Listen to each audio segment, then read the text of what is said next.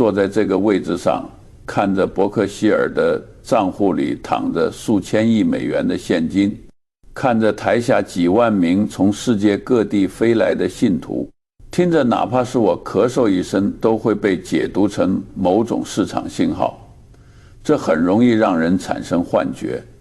人一旦老了，富有了，就容易忘记这一切到底是怎么来的，容易把运气当成能力，把时代的红利当成个人的英明。但我有个习惯，一个让我能在这个疯狂的世界里保持清醒的习惯。我经常逼迫自己做一个极端的，甚至有些残忍的思考实验。哪怕是现在在这个年纪，我也会闭上眼睛，想象明天早上醒来，世界完全变了。我不再是查理芒格，不再是那个受人尊敬的副主席。我的豪宅没了，我的股票账户归零了，巴菲特不认识我了，我的那些富豪朋友，社交圈子通通切断了。我回到了25岁，但这还不够，还要更惨一点。想象一下，我躺在洛杉矶一间破旧潮湿的出租屋里，墙皮脱落，隔壁住着酒鬼，口袋里只有几百块钱，但这几百块还得留着下周交房租。我背着沉重的学生贷款，没有名气，没有背景，就像你们现在的年轻人常说的，我是个彻头彻尾的输家。这时候我该怎么办？很多人问过我这个问题，尤其是那些眼神里充满了焦虑和贪婪的年轻人。他们挤破头来到奥马哈，把麦克风递到我嘴边，期待我说出什么神奇的咒语。他们期待我说，哦，孩子，你应该马上去借钱，用100倍的杠杆去做空某个泡沫，或者抓住下一个像比特币一样的风口，然后像1973年那样一夜暴富。一夜暴富，哼！如果我这么回答，那我不只是在骗你，我是在给你喂老鼠药。听好了，如果我真的1分钱都没有，第一件绝对不会做的事就是去买股票。我连股票行情软件都懒得看一眼。为什么？动动你的脑子。因为投资是有钱人的游戏，是资本的游戏，核心逻辑是用钱生钱。你没钱，你凭什么去赚钱？拿你的命去赌吗？我见过太多像大卫一样的年轻人。哦，大卫是个虚构的名字，但你们身边到处都是这样的人。他们身上就几千块钱，连3个月的生活费都不够，却整天幻想着靠炒股翻身。他们每天盯着那几根红绿线，心情像过山车一样。赚了200块就觉得自己是巴菲特转世，亏了200块就吃不下饭，甚至想去跳楼。这不叫投资，这叫赌博，而且是必输的赌博。如果你在没有本金的时候进入股市，你不是在做价值投资，你是在为市场的波动性买单。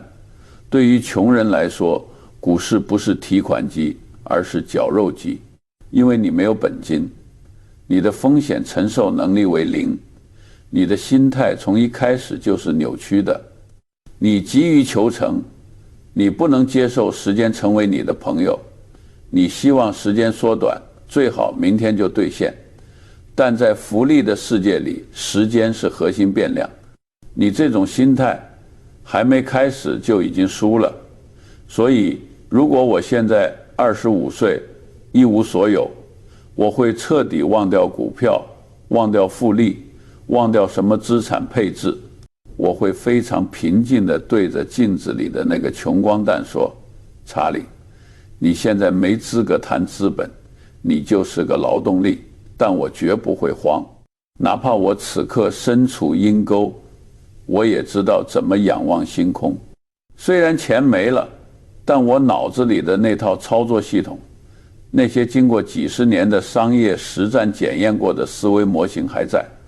在这个资本主义社会，钱从来不是去追来的，而是被吸引来的。只要我能重建这个吸引系统，财富就会像被磁铁吸引的铁屑一样，不可阻挡地回到我身边。这可能需要5年，可能需要10年，但我一定会扭转局面。这不是盲目自信，这是基于对物理学和经济学基本规律的深刻理解。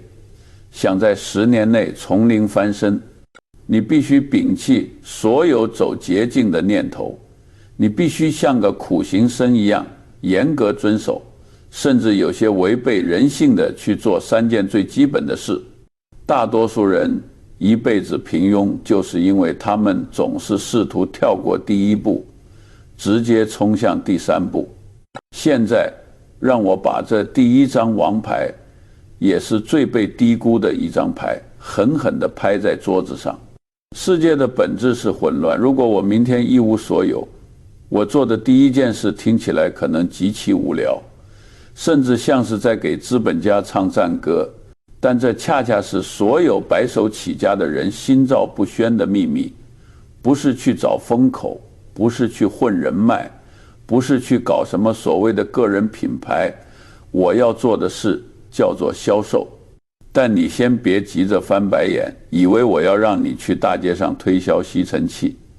确实，当你一无所有时，你必须清楚自己没有资本去买入资产，你只能卖出你自己。但大多数人卖自己的方式太低级了，他们卖体力，去搬砖，去送外卖，或者卖时间，坐在办公室里摸鱼熬到下班。这是最底层的卖法，只能换来温饱。如果你只是出卖时间和体力，你永远只是一个可被替代的成本项。要想翻身，你必须卖一种极其稀缺、极其昂贵的产品，那就是确定性。让我们借用一点物理学的概念。热力学第2定律告诉我们，在一个封闭系统中，熵，也就是混乱度，总是趋于增加的。看看你周围的世界吧，简直是熵增的最佳案例，充满了混乱、谎言、拖延和极度的不靠谱。装修工信誓旦旦说周3来修屋顶，结果拖到周5晚上还没来，电话也不接，最后编了个借口说车坏了。你的同事说好今天要交的报告，到了下班点还没个影，交上来也是错漏百出。你的老板承诺年底发奖金，结果到了年底变成了一张无法兑现的大饼。每个人都在让别人失望，每个人都在制造混乱。对于普通人来说，这很烦人，但对于有智慧的人来说，这简直是巨大的商机。当这个世界普遍不靠谱成为常态时，它就给了你一个巨大的套利空间。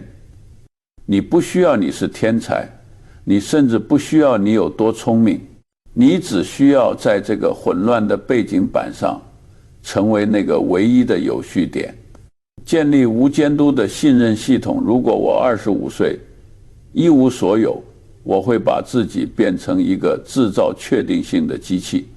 无论我做什么工作，哪怕是在超市当收银员，或者在律师事务所做最底层的实习生，我都会遵守一个铁一般的规矩：凡是经过我手的事，必须终结不确定性。这意味着绝对的死线意识，无论承诺什么，哪怕天塌下来，也要在截止日期前完成。如果无法完成，必须提前告知，而不是等到最后一刻给别人惊喜。零返工率，无论处理什么事情都不需要别人来复查，我交出去的东西就是最终版本。闭环思维，凡事有交代，件件有着落，事事有回音。听起来很傻很累。现在的年轻人总想显得聪明，有创意、有个性。他们觉得靠谱这个词太老土了，像个只会干活的老黄牛，愚蠢，简直是愚蠢至极。在商业世界里，靠谱才是最高的智慧，因为商业的本质是交易，交易的基础是信任，而信任的源泉就是确定性。经济学里有个概念叫交易成本。如果你是一个不可靠的人，我要用你，我就得花时间监督你，花精力检查你的工作，花心思担心你会不会搞砸。这些都是我使用你的交易成本。如果成本太高，哪怕你能力再强，我也不会用你。反过来，如果你能让我完全放心，让我晚上睡个安稳觉，让我把事情交给你之后，就可以彻底把脑子里的这部分带宽释放出来，去想别的事儿，那么你对我来说就是无价之宝。在这个充满了随机变量的人才市场上，如果你能把自己变成一个常量，你就拥有了护城河。你的老板、客户会发现，不用你，他们的生活就会变得一团糟。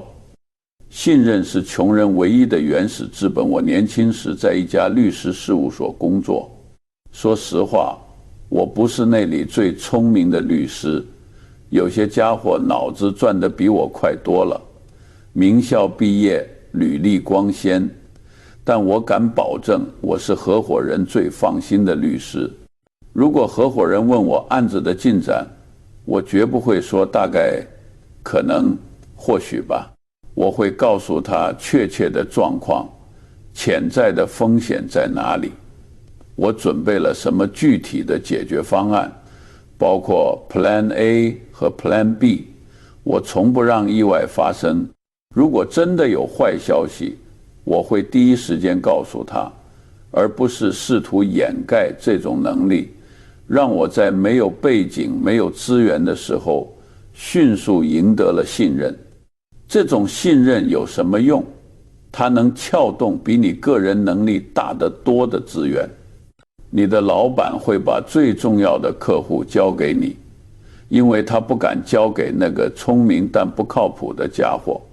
你的客户会把最大的订单给你，因为他知道你不会坑他。最好的机会会优先流向你，因为大家都想和一个确定性合作。这就是所谓的无缝的信任网络。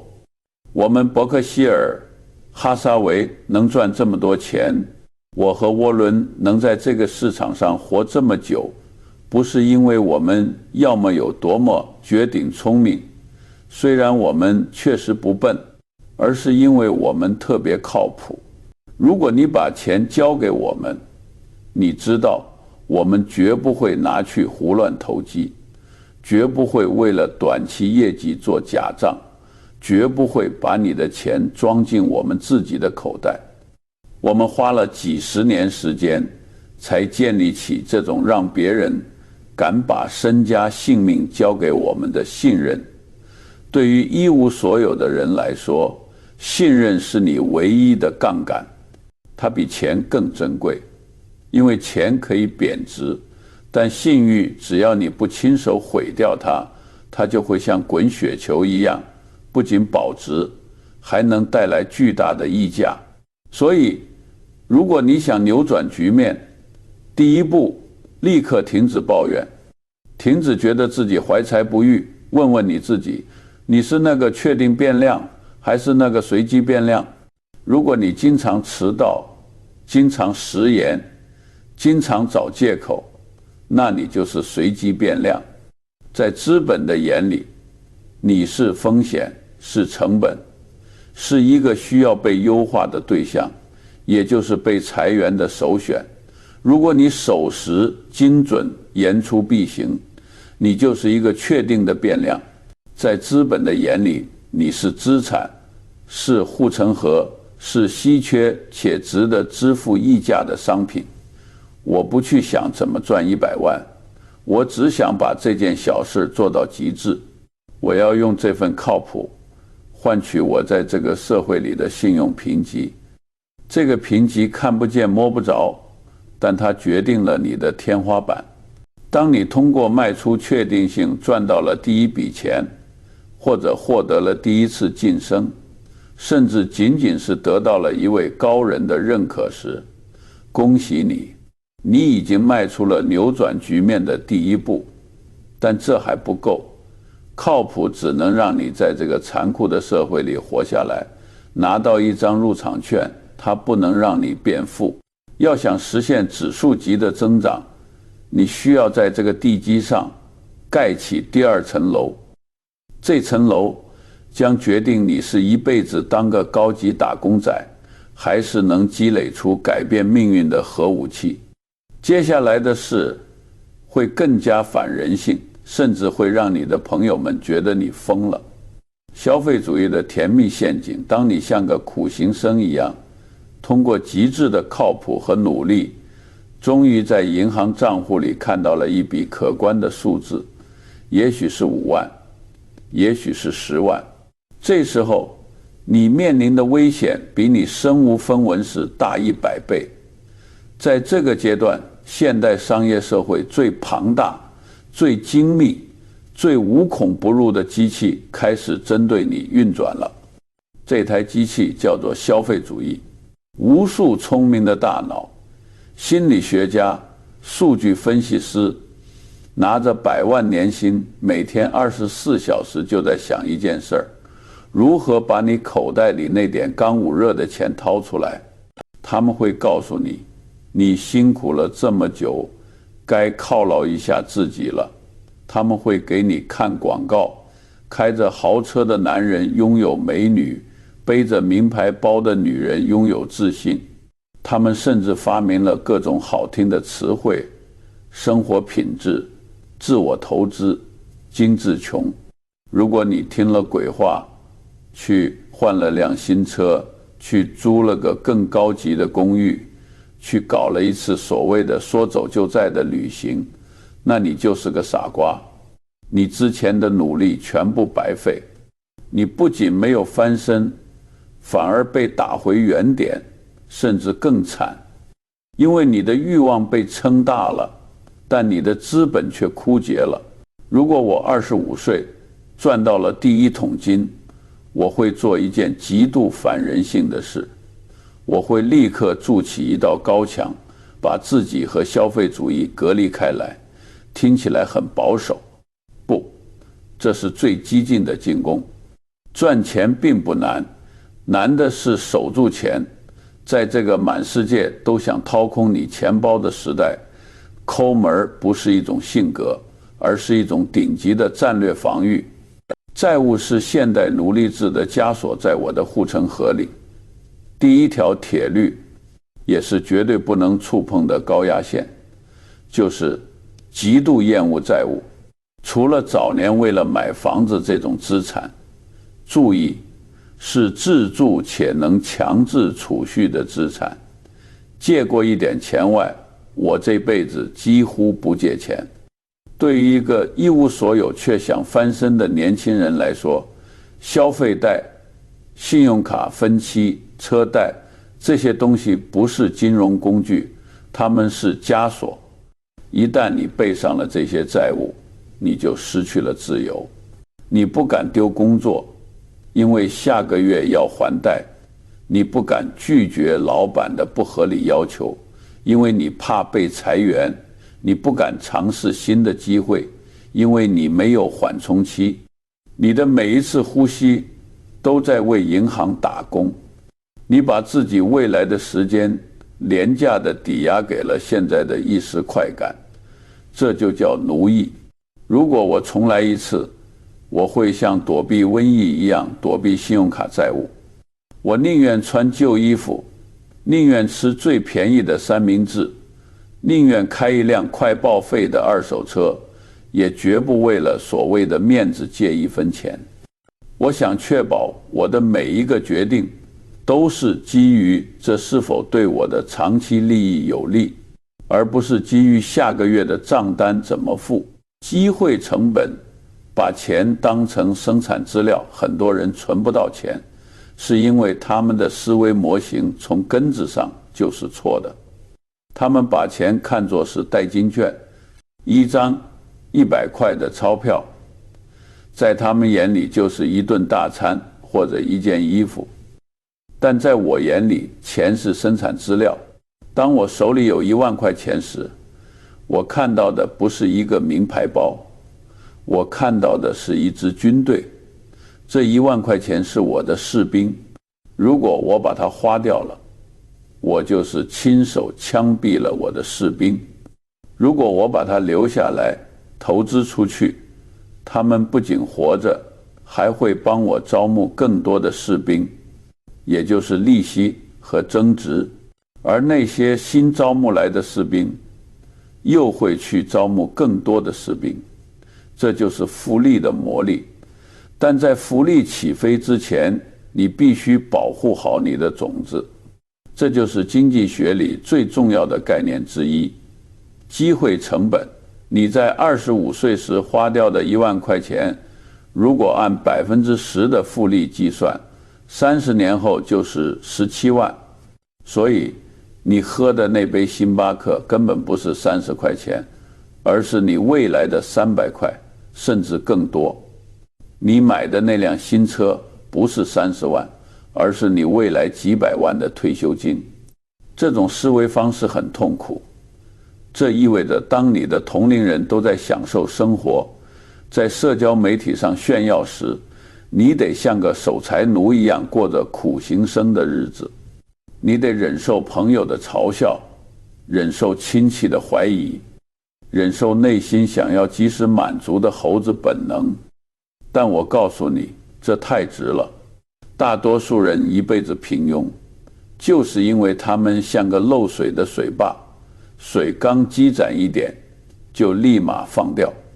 如果你想拥有巨大的势能，你必须关紧闸门，忍受水位上升时的压力，直到达到临界质量。临界质量与那个该死的第一个10万，为什么我这么强调前期的积累？因为财富积累不是线性的，它是指数型的。在指数曲线的早期，增长非常缓慢，慢到让你绝望。你存了1年的钱，可能还不如别人1个月的年终奖。你会怀疑人生，我这么辛苦到底是为了什么？这就是最考验人的时候。你必须理解物理学中的临界质量概念。原子弹爆炸需要核裂变材料达到临界质量，飞机起飞需要速度达到临界值。在达到这个点之前，一切看起来都毫无变化，但一旦突破这个点，物理定律就会接管一切，产生爆发式的质变。我常引用我的老搭档查理·芒格的一句话：赚到第一个10万是最难的。这不仅是因为钱难赚，更因为在那个阶段，你的钱还太少，没法替你赚钱。你所有的增长都靠你自己出卖体力和时间，也就是线性增长。但是，一旦你咬牙挺过了这个阶段，当你攒够了第一个10万或者50万，情况就变了。这笔钱已经不再是钱了，它是你的分身。他不需要睡觉，不需要吃饭，不闹情绪，每天24小时为你工作。当这个分身赚的钱开始超过你工资的20%，甚至50%时，你就启动了引擎。如果我重新开始，我会给自己定个死规矩，在攒够足以改变命运的临界弹药之前，绝不放松，绝不犒劳自己。我会盯着银行账户，看着数字一点点增长，那种快乐比任何消费都让我兴奋，因为我知道那不仅仅是数字，那是我的赎身费，是我通往自由的门票。像狙击手一样投资，只打必中的猎物，从守财奴变身猎人好了。现在你通过出卖确定性赚到了本金，又通过苦行绅士的节俭守住了本金。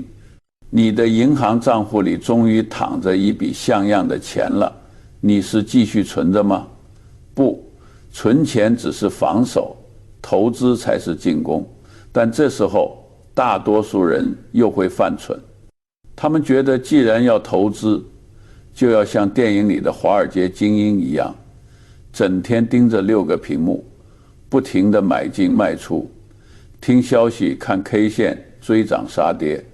如果你这么做，你就是个拿着机关枪乱扫射的傻瓜，子弹很快就会打光，除了留下一地弹壳，你什么也得不到。如果我重新开始，第3件事，也是投资中最核心的心法，就是当个冷酷无情的狙击手。投资界最贵的3个字就是做点什么。大多数时候，你最好的策略就是拿着现金，坐在那里什么都不做。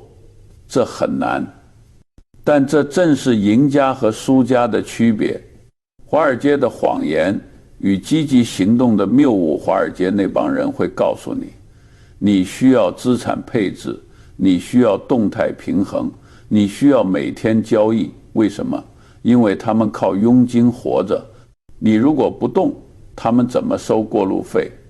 他们就像理发师，永远会告诉你该理发了。但对于我们这种想真正赚钱的人来说，频繁交易是毒药。泰德·威廉姆斯是美国棒球史上最伟大的击球手，他写过一本书叫《击球的科学》。他的秘诀是什么？他把好球区划分成77个小格子，只有当球飞进那块只有他拳头那么大的甜蜜区时，他才会挥棒。如果球落在边缘区域，哪怕裁判判它是好球，他也不挥棒，因为只有打那个甜蜜区的球，他才能打出全垒打。投资也是一样，在这个赌场里，没人拿枪指着你的头逼你挥棒，你可以站在那里看着几千个球飞过去。特斯拉涨了，我不懂，放过去。比特币翻倍了，我看那像老鼠药，放过去。AI 改变世界，太贵了，放过去。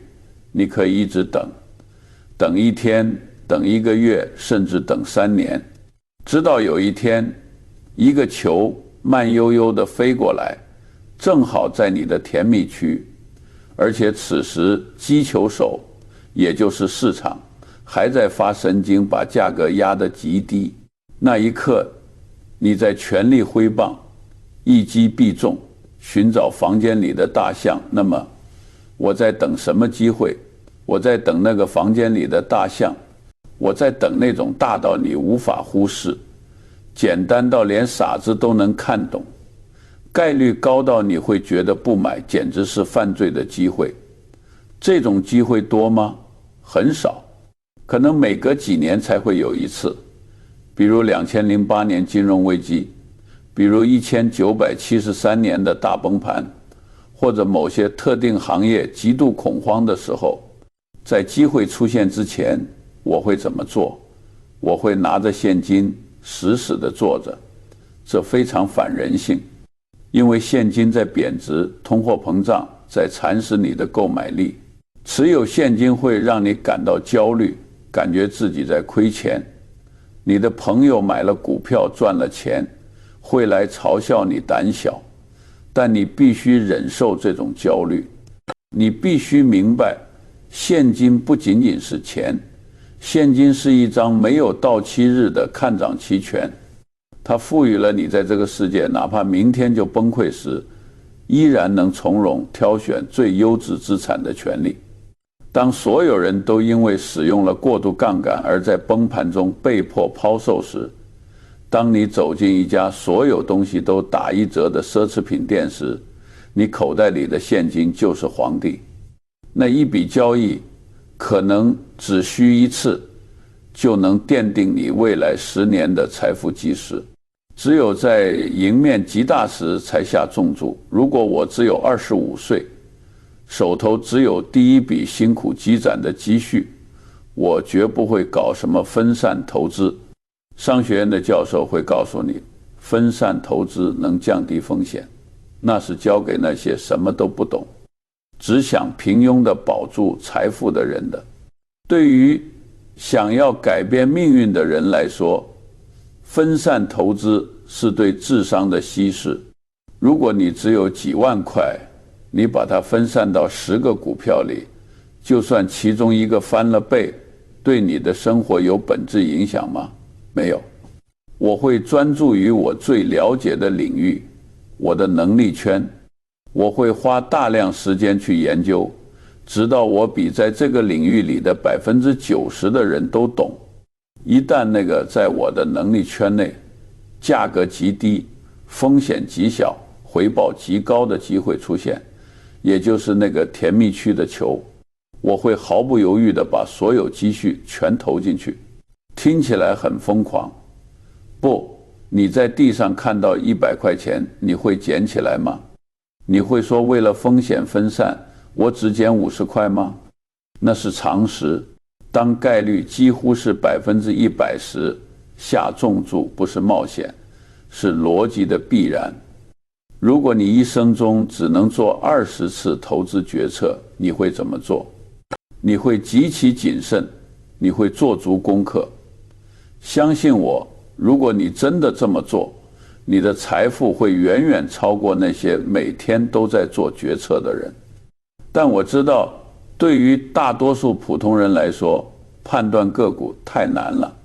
如果你没有这个能力，那就去买那个国家的国运，也就是指数基金，但原则是一样的，不要在市场疯狂时买，要在市场血流成河，所有人都绝望时买，然后假装自己死了，持有它20年。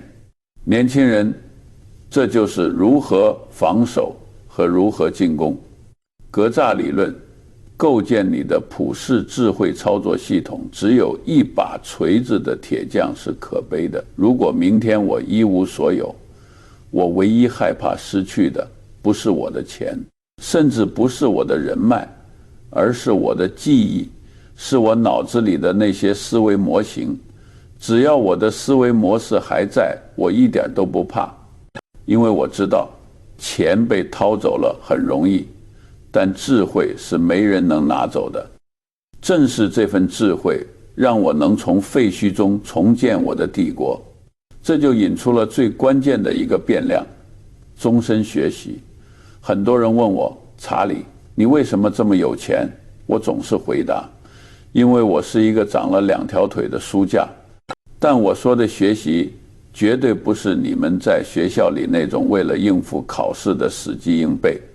学校教育最大的失败，就是把知识割裂成了一个个孤立的学科。经济学教授只懂供需曲线，心理学教授只懂巴甫洛夫的狗，历史学教授只懂拿破仑的战役。当你遇到现实世界的问题时，你会发现现实问题从来不会贴着标签说，嘿，我是个经济学问题，请用第3章的公式解决我。现实世界的问题是复杂的、纠缠的。这就引出了那句我最喜欢的谚语，在手里拿着铁锤的人看来，世界就像一颗钉子。大部分人这辈子都是这种蹩脚的铁匠。搞营销的人觉得所有问题都是因为广告投得不够，搞技术的人觉得所有问题都是因为代码写得不好，搞管理的人觉得所有问题都是因为 KPI 定得不对。这种单一思维是致命的，它会让你对现实产生极大的误判。如果我25岁，我想在商业世界里称王，我绝不会让自己成为一个只懂单一技能的专家。我会强迫自己建立一个多元思维模型格栅。什么是格栅？想象一下，你的大脑是一个仓库，如果你把学到的知识像堆杂物一样乱扔进去，那你什么也找不到。你需要一个架子，一个格栅。你需要把不同学科的核心原理，注意，是核心原理，不是那些细枝末节安在这个格栅上。如果要我列一份必修课清单，即使我一无所有，我也会先去图书馆把这几门课补上。数学，特别是复利原理、排列组合和概率论。如果你不懂概率，你在投资时就是在瞎蒙。会计学，这是商业的语言。如果你看不懂财务报表，你就不知道生意是赚是亏。硬科学、物理学、化学、工程学，尤其是物理学的临界质量和冗余备份概念。生物学、进化论是理解竞争最深刻的模型，适应者生存，而不是最强者生存。心理学，这是重中之重。人类的误判心理学是搞懂市场疯狂和商业欺诈的钥匙。你必须知道重要学科的重要理论，并经常使用它们，要全部都用上，而不是只用几种。大多数人都只使用学过的一个学科的思维模型，比如说经济学，试图用一种方法来解决所有问题。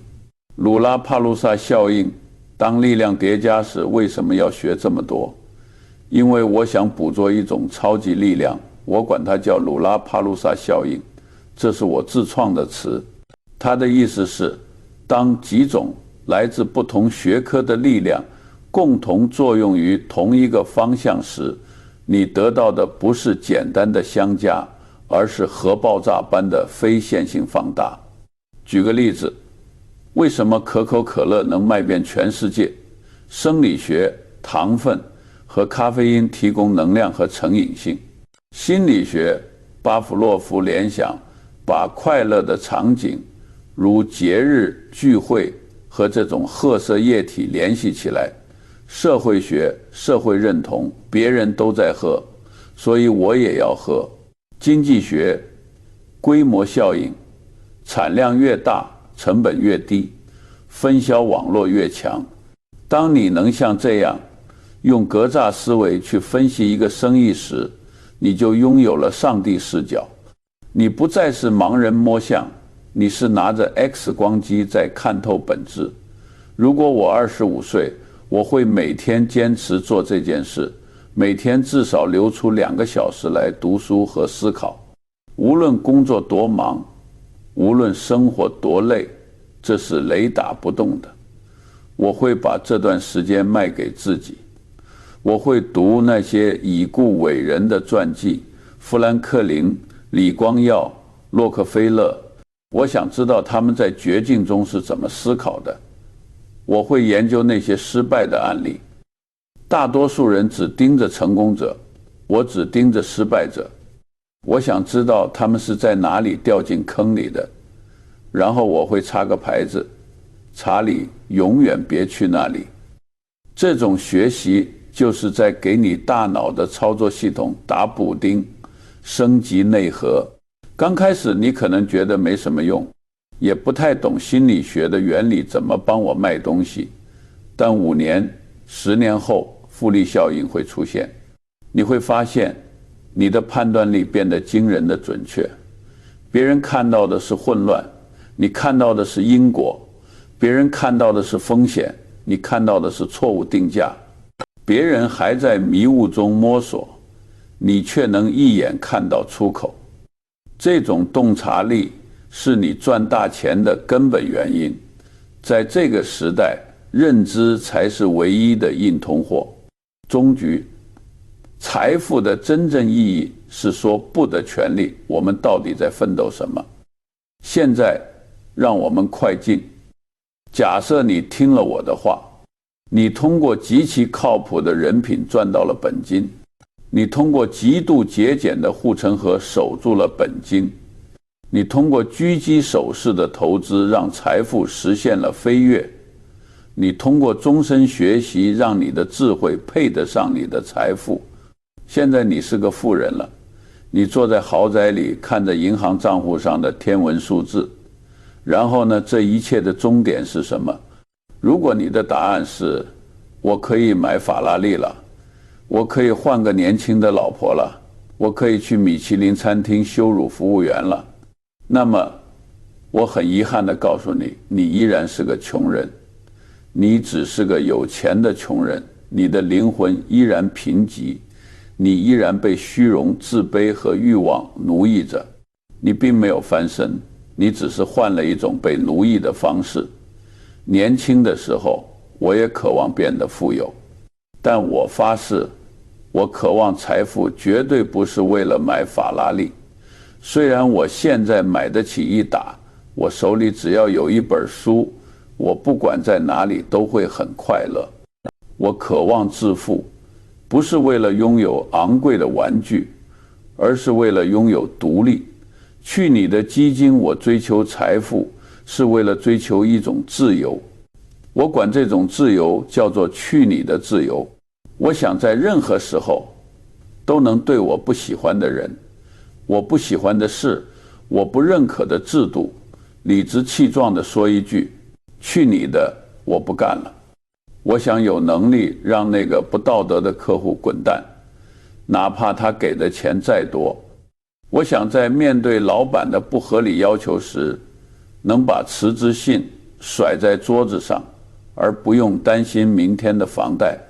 我想在看到某种社会愚蠢现象时，能大声说出真话，而不用担心被封杀或断了生计。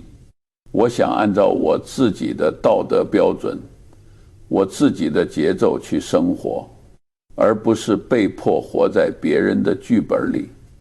这种自由是世界上最昂贵的奢侈品。当你一无所有时，尊严是很脆弱的。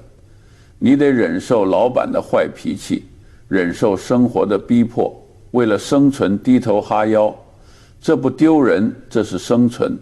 但当你有了财富，你就有了铠甲，你可以在阳光下随意散步，可以花一个下午静静看本好书，也可以去钓鱼，去思考，去陪伴家人。你不需要再为了取悦任何人而戴上面具。这就是彻底翻身的终极意义，不是让你变得更贪婪，而是让你变得更真实。过程即是奖励。最后，我想告诉你一个秘密，在整个财富积累的过程中，你最大的收获其实不是最后那堆钱。是为了赚钱，你把自己打磨成了那个极其靠谱、守信的人；是为了守住钱，你把自己修炼成了那个自律、克制的人；是为了投资，你把自己训练成了那个理性、冷静、有耐心的人；是为了持续增长，你把自己进化成了那个博学、睿智的人。这些品质已经融入了你的血液，重塑了你的骨骼。即使有一天上帝跟你开了个天大的玩笑，把你所有的钱都夺走了，就像文章开头假设的那样，你也不会害怕，因为那个可靠、克制、有耐心、聪明的你依然屹立在那里。你不需要从头再来，因为你从未失去真正重要的东西。你总能在废墟上重建摩天大楼，这就是反脆弱，这才是真正的财富。最后的叮嘱年轻人，我知道现在生活很难，我知道通货膨胀在抢劫你的积蓄，高房价在压弯你的脊梁，阶层固化让你觉得前途无望。你可能觉得我这样一个坐在云端的老头，喝着可乐，说着漂亮话，根本不懂你们的痛苦。但请相信我，我也曾年轻过，我也曾经历过战争、大萧条、个人的悲剧和破产的边缘。我也曾一无所有，也曾绝望过。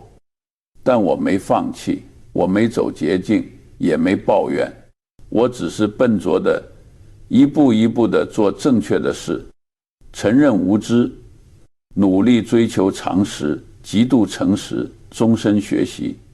这听起来很慢很笨，一点都不性感，但其实这是最快到达顶峰的路，因为在这条路上不拥挤，大多数人都去挤那条名为投机和走捷径的独木桥了，并在那里落入深渊，而这条通往智慧和理性的康庄大道反而空空荡荡，任你奔跑。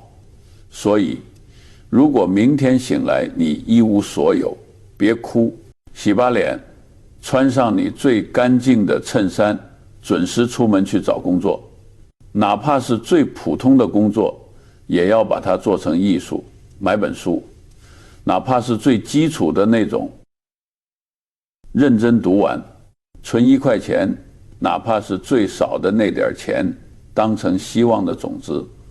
从今天起，做你自己的救赎者。每天晚上睡觉前，努力让自己比早上醒来时聪明一点点。如果你能坚持这样做，不错过任何一天，即使你起步很慢，你最终也会得到你应得的东西。当你迈出第一步，你会发现全世界都会为你让路。现在你有了可靠的人格作为地基，有了护城和保护的本金，也有了狙击手式的投资策略，你大概率会变富。但这就结束了吗？还有一个最可怕的变量我们还没谈，这个变量决定了你能不能看懂那个甜蜜区的球，决定了你能不能在几十年的时间里不被时代淘汰，甚至决定了你到底是一个智慧的富人，还是一个仅仅有好运的暴发户。